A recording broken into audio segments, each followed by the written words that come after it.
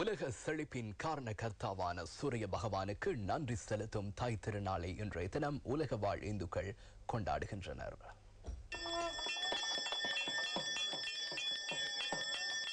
தை பிறந்தால் வழி பிறக்கும் என்பது ஆன்றோர் வாக்கு.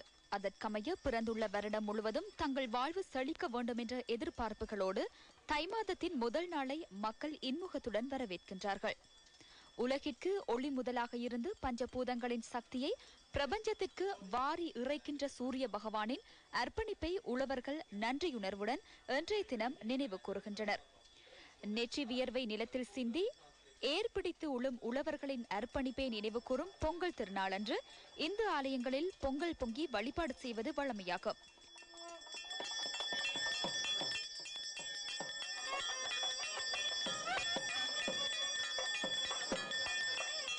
இல்லங்களின் முற்றத்தில் அழகு மாக்கோலமிட்டு மங்களத்தின் அடையாள சின்னமாக விளங்குகின்ற மஞ்சளையும் இஞ்சியையும் புதுப்பானையில் கட்டி பால் பொங்கி வர பட்டாசு கொளுத்தி சூரிய தேவனுக்கு இன்றைய நாளில் மக்கள் நன்றி செலுத்துவார்கள்.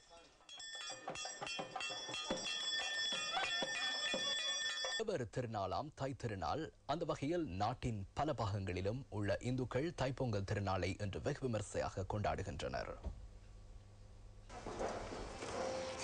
இந்துக்களுக்கே உரித்தான கலாசார விழுமியங்களுடன் யாழ் மண்ணில் இன்று பொங்கல் பண்டிகை கொண்டாடப்பட்டது.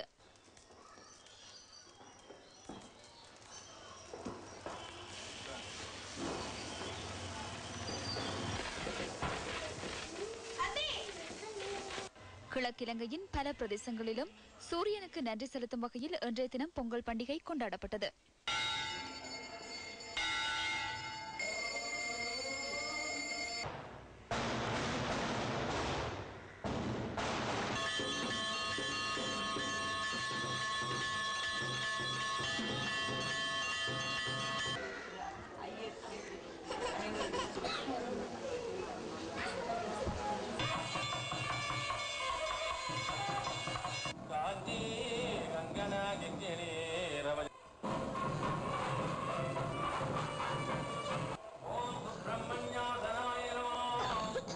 திருகோணமலை மாவட்டத்தில் மக்கள் பொங்கல் பொங்கி தைப்பொங்கல் திருநாளை கொண்டாடினர்.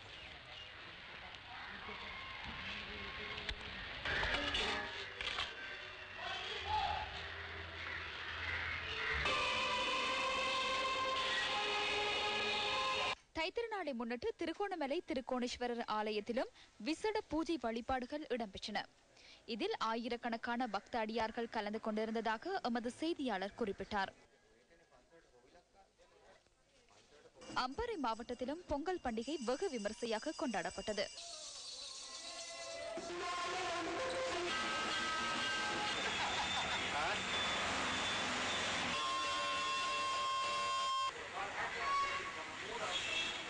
இதேவேளை மலையக பகுதிகளிலும் பொங்கல் பண்டிகையை மக்கள் சிறப்பாக கொண்டாடியதாக எமது செய்தியாளர் குறிப்பிட்டார்.